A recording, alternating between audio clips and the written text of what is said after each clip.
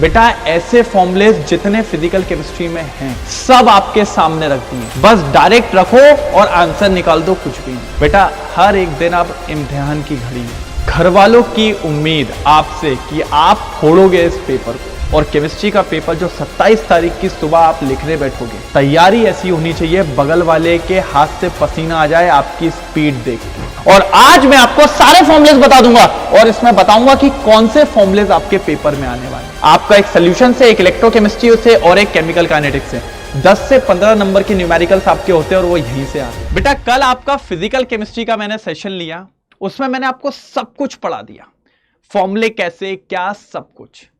लेकिन फिर भी कुछ बच्चे जिनसे वो छूट गया हो सेशन, उनके लिए ये बेटा ऐसे फॉर्मुलेस जितने फिजिकल केमिस्ट्री में हैं सब आपके सामने रख दिए, बस डायरेक्ट रखो और आंसर निकाल दो, कुछ भी नहीं।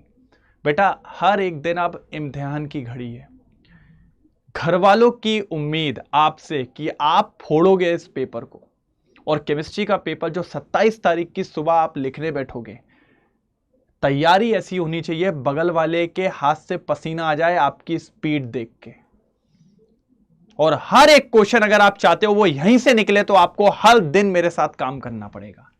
पहले तो ये बताइए कल के सेशन में मजा आया था कि नहीं आया था। और आज मैं आपको सारे फॉर्मुलेस बता दूंगा और इसमें बताऊंगा कि कौन से फॉर्मुलेस आपके पेपर में आने वाले हैं। एक तरीके से फॉर्मुलेस वाले क्वेश्चन, क्योंकि आप जानते हो तीनों चैप्टर में से एक एक फॉर्मूला तो आना है आपका, एक सोल्यूशन से, एक इलेक्ट्रोकेमिस्ट्री से और एक केमिकल काइनेटिक्स से। 10 से 15 नंबर के न्यूमेरिकल्स आपके होते हैं और वो यहीं से आते हैं बेटा। तो यार मैंने कहा ना, पूरी जान से लग चुका हूं मैं आपके पीछे, बस अब आप पे डिपेंड करता है कि आप कितनी तेजी से मेरे साथ लगे हुए हो। चलो फटाफट आ जाओ, एक एक करके देख लेते हैं सबको। सबसे पहले सॉल्यूशन चैप्टर। सर आएगा एक क्वेश्चन किसी भी हाल में लिखवा लो, एक या दो क्वेश्चन तक आने की यहां से संभावना है पूरी।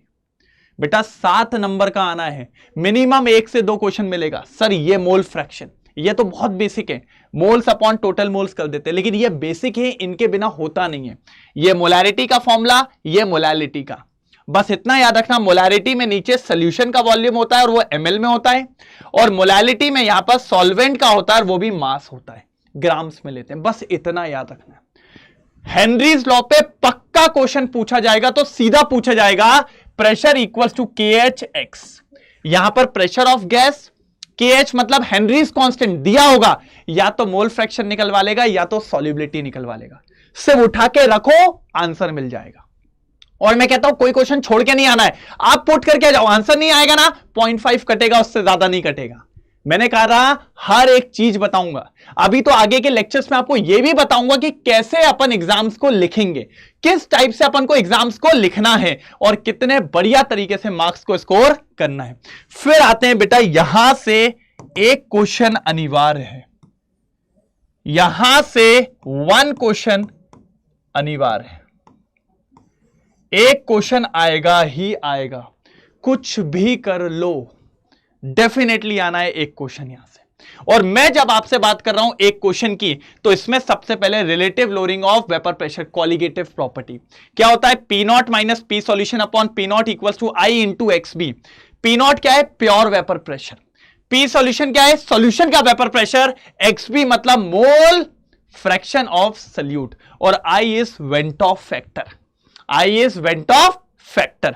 फिर आते हैं अपन एलिवेशन इन बॉइलिंग पॉइंट, ये होता है delta TB equals to I KB इंटू M, M बोले तो मोलैलिटी, और I यहां पर जो है ये फिर वेंट ऑफ फैक्टर है। बस यहां पर याद रखना है कि कभी कभी आपको डायरेक्ट पूछता है, डायरेक्ट ही आएगा सब कुछ, लेकिन डेल्टा TB निकालने को बोल देता है, तो ये जो होता है एलिवेशन इन बॉइलिंग पॉइंट, ये निकाला जाता है boiling point of solution minus boiling point of solvent, pure solvent, ये आपको पता होना चाहिए, ठीक है। फिर नीचे आते हैं depression in freezing point, same formula है, बस ये बॉइलिंग पॉइंट का था, ये फ्रीजिंग पॉइंट का है, तो ये हो जाएगा delta TF equals to I into KF into M।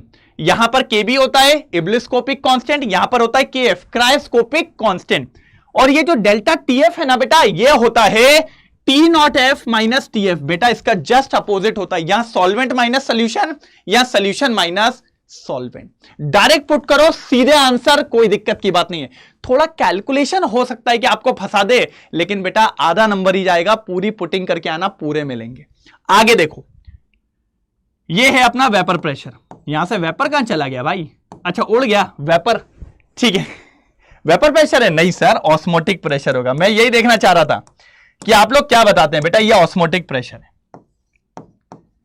Osmotic pressure जिसको डिनोट करते हैं pi equals to I into CRT. C for concentration, R for universal gas constant, T for temperature. Temperature हमेशा केल्विन में, यह बात आपको पता होनी चाहिए। ये सारे फॉर्मुलेस हैं सॉल्यूशन के, और इस पे से एक क्वेश्चन आएगा, डायरेक्ट पुट करना है, सीधे निकाल देना है, कोई रोक नहीं पाएगा। लिखवा लो, इससे एक क्वेश्चन आएगा। अगर नहीं आए तो बात वाली बात, बस इसको प्यार से पढ़ना। सब लोग कमेंट में लिखेंगे सर आपने अगर ये बताया है तो हम पढ़ेंगे। हैशटैग प्रॉमिस कमेंट सेक्शन में आपको लिखना है, हैशटैग प्रॉमिस सर हम करेंगे। हैशटैग हेमंत सर गैंग भी, बिल्कुल। ये बात है सॉल्यूशन की। अब आगे ये आ गया इलेक्ट्रोकेमिस्ट्री। इलेक्ट्रोकेमिस्ट्री में सबसे पहले आप निकालते हैं ई नॉट सेल। क्या होता है standard EMF? E naught cathode minus E not anode. मैंने इसकी शॉर्ट ट्रिक भी बताई थी, बड़ा में से छोटे को उड़ा दो, बड़ा माइनस छोटा, ई नॉट बड़ा माइनस ई नॉट छोटा। फिर नेक्स्ट इक्वेशन सर आएगा ही आएगा। फिर मैं कहता हूं जितने चांद सितारे लगाने इन फॉर्मुलेस पे लगा लो। 5 स्टार आ रहा है क्वेश्चन, लिखवा लो। मैं बोर्ड का पेपर जब एनालिसिस करवाऊंगा तब भी आपको बोलूंगा, बेटा याद दिलाऊंगा मैं ये चीजें कि आएगा इस पे क्वेश्चन। यहां पर E cell equals to E naught cell. E naught cell कहां से आएगा? बड़ा माइनस छोटा। 0.059 अपॉन एन। एन मतलब नंबर ऑफ इलेक्ट्रॉन ट्रांसफर, और क्यू मतलब रिएक्शन कोशेंट, जो होता है product upon reactant. Product upon reactant, done. फिर यहीं पर आगे sir log KC equilibrium constant पे भी, कभी भी इक्विलिब्रियम कांस्टेंट को एंटी लॉग से सॉल्व मत करना। Log KC equals to value निकाल देना। भैया गलत नहीं होगा, मैंने खुद ने कॉपी चेक करी है सीबीएसई की। तो E naught cell equals to 0.059 n. N मतलब वही number of electron, log KC. आगे गैस फ्री एनर्जी से भी है। Gas free energy kilo joule में निकाली जाती है, लेकिन यहां पर जब भी पुट करो जूल में करना। Minus n, E naught cell तो बड़ा माइनस छोटा। एफ मतलब Faraday constant 96500 coulomb. Comment section में लिख दो वैसा बेटा एक बार, हैशटैग 96500। फिर आता है अपना कंडक्टिविटी। सर ये भी इंपॉर्टेंट है। कंडक्टिविटी मतलब kappa equals to conductance into cell constant. इसकी यूनिट पूछी जा सकती है, एक नंबर में याद रखिएगा। कंडक्टेंस जो होता है रेसिप्रोकल ऑफ रेजिस्टेंस भी होता है, ये फॉर्मूला हो जाएगा। मोलार कंडक्टिविटी का फॉर्मूला होता है conductivity into 100 upon molarity. Sir ये भी इंपॉर्टेंट है, इस पे भी डायरेक्ट पुट करके क्वेश्चन आता है। इस पे आने के ज्यादा चांसेस हैं। इसको मैं 4 स्टार बोल सकता हूं, क्योंकि सर 9 नंबर का चैप्टर है, तो एक क्वेश्चन इधर से होगा और एक क्वेश्चन इधर से होगा। फिर फराडे लॉस है ना। फराडे लॉस में क्या निकालते हैं? इलेक्ट्रोलाइटिक में जो भी अमाउंट वहां डिपॉजिट होता है वो निकालना है। क्या होता है? W equals to ZIT। Z मतलब इलेक्ट्रोकेमिकल इक्विवेलेंट, I मतलब करंट, और T मतलब टाइम। इसी का सेकेंड लॉ, भैया जब 2 सेल दे दिया जाए तो उनका रेशियो उसके इक्विवेलेंट वेट के बराबर होता है। कल इस पे मैंने आपको क्वेश्चंस भी कराए थे और प्यार से बताया भी था। आज मैं आपको पूरा फॉर्मूले की शीट दे रहा हूं कि आपको कहीं पर कोई दिक्कत ना हो, बस शीट बना लो, शीट बना लो बढ़िया तरीके से। कोलराइश लॉ, ये तो सबसे सिंपल है। किसी भी इलेक्ट्रोलाइट की इनफाइनाइट डाइल्यूशन पे मोलार कंडक्टिविटी उसके आयंस के बराबर होती है। वहीं से अपन निकालते हैं अल्फा डिग्री ऑफ डिसोसिएशन। क्या होता है? मोलार कंडक्टिविटी किसी कंसंट्रेशन पे upon molar conductivity infinite dilution वाली। और फिर dissociation constant C into alpha square upon 1 minus alpha. Direct put करो, आंसर आ जाएगा। बेटा न्यूमेरिकल एक भी टफ नहीं आता है, बस न्यूमेरिकल में आपको कैलकुलेशन फंसा देगा।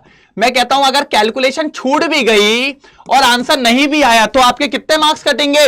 0.5। बस यूनिट लिख के आना, यूनिट लिख के आना, ठीक है।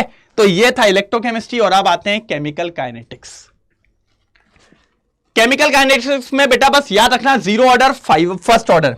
फर्स्ट ऑर्डर पे आप लगा लीजिए बेटा 7 स्टार होटल। आना ही है क्वेश्चन, लिखवा लो आप, आएगा ही आएगा। और इधर पे जीरो ऑर्डर में k equals to A naught minus A upon T. A naught क्या है? इनिशियल कॉन्सेंट्रेशन, ए क्या है? फाइनल कॉन्सेंट्रेशन, और टी क्या है? टाइम, जो आपको पता होना चाहिए। फिर नीचे आते हैं, ये इसकी हाफ लाइफ, किसकी? जीरो ऑर्डर की, A naught initial concentration upon 2k। नीचे आओ फर्स्ट ऑर्डर में। फर्स्ट ऑर्डर में बात करें तो sir k equals to 2.303 upon t log A naught upon A. Sir इस पे सबसे ज्यादा चांस है आपके डायरेक्ट क्वेश्चन पुट होने पे। मैंने बताया भी है किस तरीके से आपको इसको सॉल्व करना होता है।